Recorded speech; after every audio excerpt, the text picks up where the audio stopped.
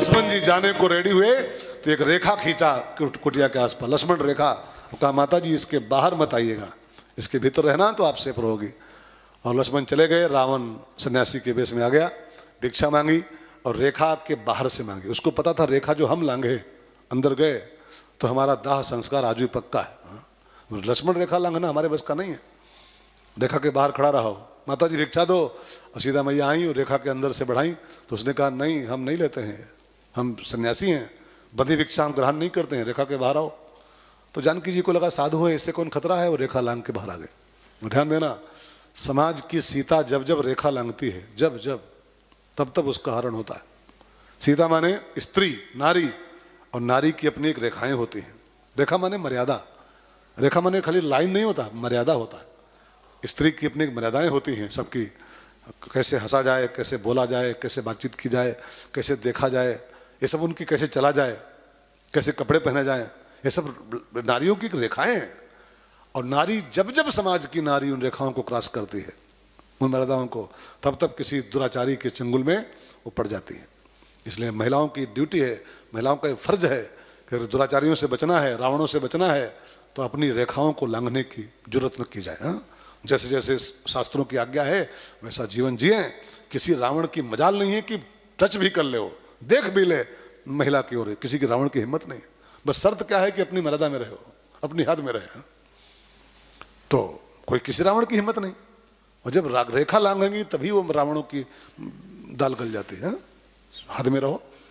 हद माने उसको कोई नीचा मत माने कि हमको हद में रखना है। हद माने एक सीमा रेखा होती है, हर चीज की एक मर्यादा होती है महिला के लिए।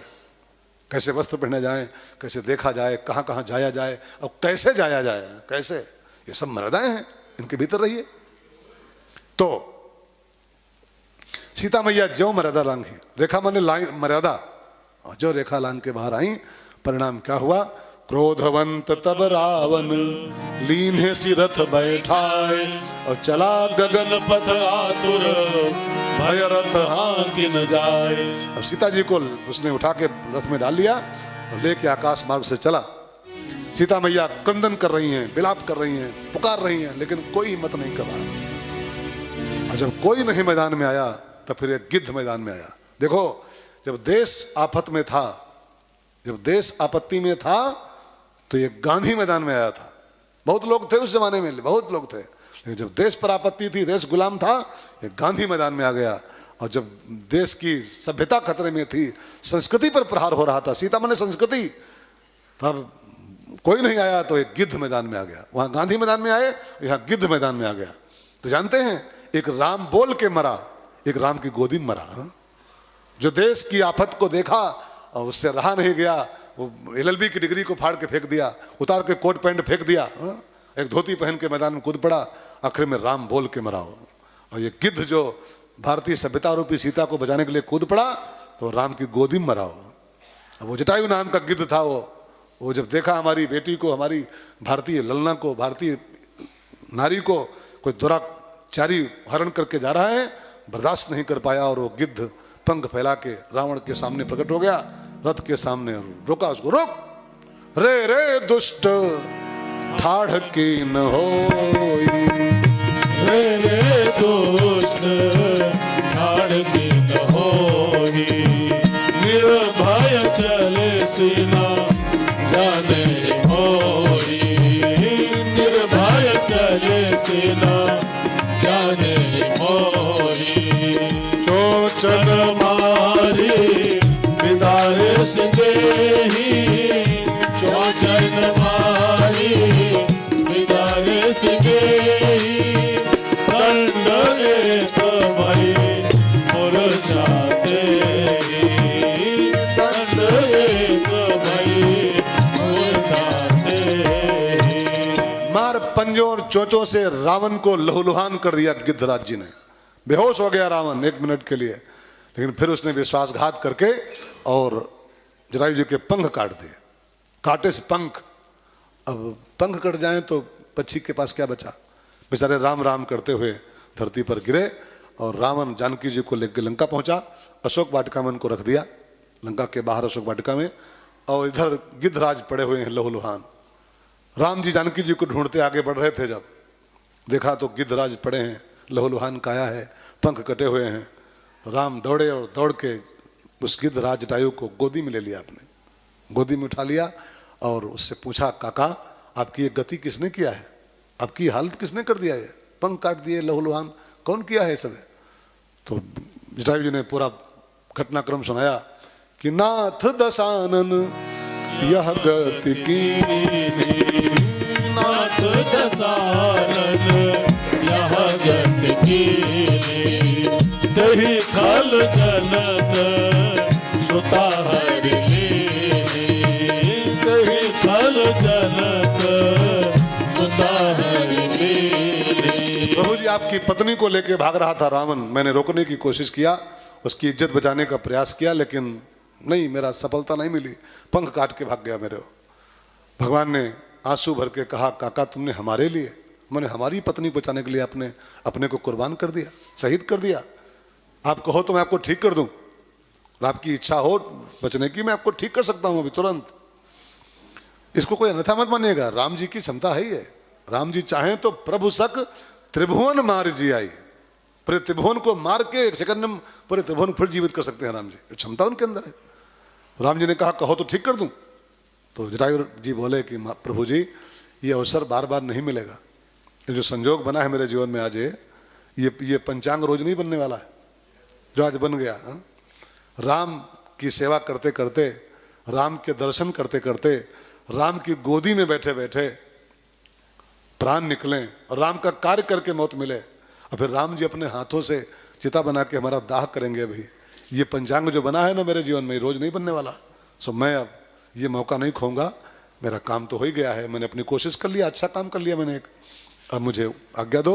और चरणों में माथा टिका करके गिद्धराज जटायु का उद्धार हुआ है।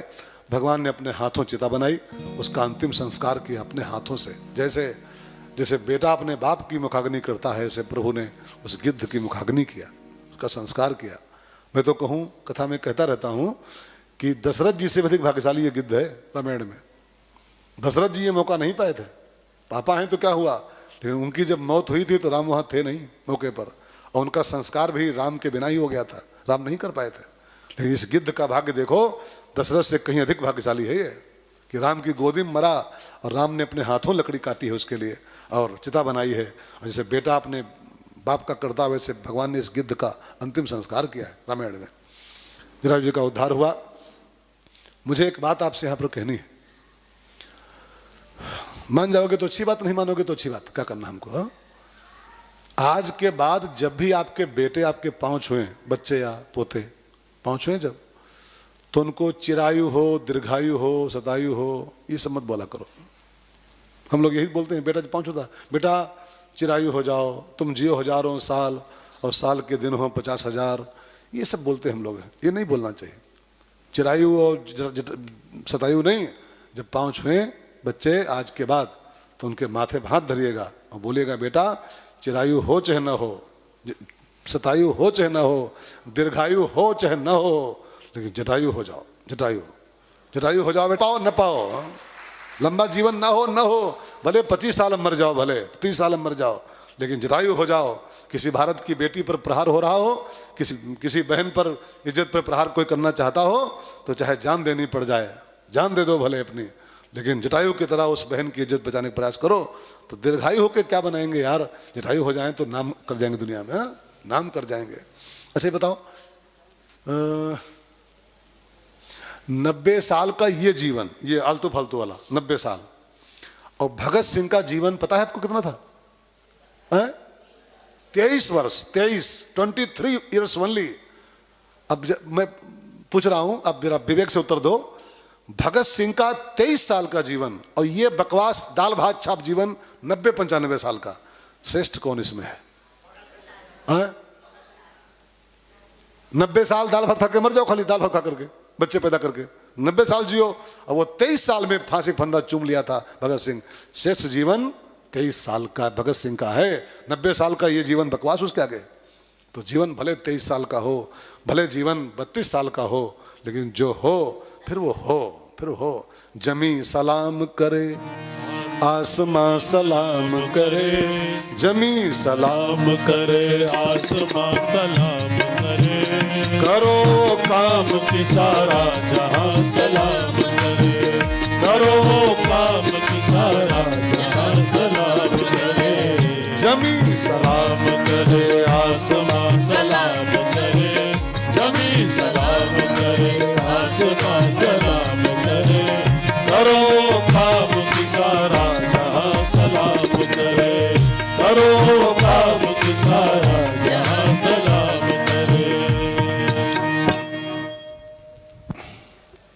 दो प्रकार की लकड़ी होती है, एक लगती है चूल्हे में, भट्ठी में, चूल्हा भट्ठी में, और एक लगती है हवन कुंड में। लकड़ी वो भी, लकड़ी वो भी, ध्यान देकर सुनिएगा। वो लकड़ी वहां लग रही है भट्ठी में, चूल्हे में, वहां तो गैस बन रहा है ना, गैस पर, चूल्हे पर। हाँ, तो लकड़ी वहां भी लग रही है, और वहां यज्ञशाला में हवन होता है अथवा होगा, वहां भी लकड़ी लगती है। लेकिन उसकी जो राख बनती है उस लकड़ी की, ये भी राख बनती है, वो भी राख बनती है, अंतर दोनों में है कि नहीं? उस राख को हम लोग माथे लगाते हैं, ऐसे लेंगे और यज्ञ भगवान की जय हो। और ये राख, ये तो जाएगी घूरे में, और नहीं तो आएगी काम बर्तन मांजने के, खाली बस बर्तन मांजेंगे। हाँ, जैसे बर्तन मांजेंगे, और बचेगी तो घूरे में बहाएंगे कूड़ा करकट में। और वहाँ की राख को, हाँ, वहाँ भी लकड़ी जली है, यहाँ भी लकड़ी लगी है, वो राख पूज्य है, और ये राख खाली ऐसे बस बर्तन मांज लो, बहाओ। अब ये मुझे क्यों कहना पड़ रहा है? दो प्रकार का जीवन होता है, एक जीवन खाली खाओ पियो, चूल्हा चौकी मर जाओ, चूल्हा चौकी में, भट्टी में। हाँ, जीवन तो बीतेगा वैसे भी, चूल्हा चौकी, भट्टी, चूल्हा चौकी, खाओ कमाओ मरो, ये भी तो जिंदगी है। और एक जिंदगी यज्ञ बना दो अपने, किसी काम आ जाओ, किसी काम आ जाओ। मरना दोनों तरीके से, खा पी के मरोगे, मरोगे तब भी, और कुछ करके मरोगे, मरोगे तब भी। तो खाली खा पी के मरोगे तो चूल्हे की लकड़ी आप हो, बस वो ये तो बर्तन मांजे जाएंगे उससे, ये तो घूरे में बह जाओगे। घूरे में बना दो किसी हवन कुंड की काष्ठ अपने को, समिधा, किसी की इज्जत जा रही हो, किसी को परेशानी हो रही हो, वहां पर जान भी देनी पड़ जाए, लगा दो जान की बाजी अपने, यज्ञ की लकड़ी बन जाओगे तो आपको लोग अपने माथे लगाएंगे। शहीदों की चिताओं पर, शहीदों की चिताओं पर लगेंगे हर बरस मेले। क्यों? क्योंकि वतन पे मरने वालों का यही बाकी निशा होगा। जो खाली चूल्हा चौकी में लगे हैं उनको कोई नहीं पूछने वाला है, कोई नहीं पूछेगा उनको, आज मरो कल दूसरा दिन। लेकिन जो शहीद हो गए हैं, जो कुछ कर गए हैं राष्ट्र के लिए, उनको लोग माथे लगाते हैं, आज भी लगा रहे हैं माथे। जटायु जी की भगवान ने गति किया है। और फिर आगे बढ़े तो गोस्वामी जी कहते हैं, ताहि दे गति राम उदारा, ताहि दे गति राम उदारा, सबरी के